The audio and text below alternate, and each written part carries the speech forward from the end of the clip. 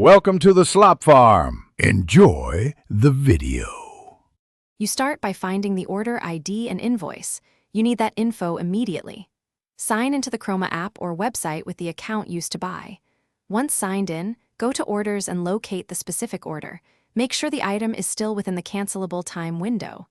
If the online cancel option is visible, tap Cancel and follow prompts. If not, prepare order ID and buyer email for the next step. Don't delay. Once you select Cancel, pick an accurate reason and confirm. This triggers the system to process the request. If the button is disabled or the order moved to shipping, don't panic. Immediately open support chat or call Croma customer care, provide order ID, email, and item SKU. Make sure to state you need cancellation before shipment. Ask agent for an action ID or ticket number. Keep screenshots of your attempts. You finish by confirming cancellation and noting the refund timeline and method in your account.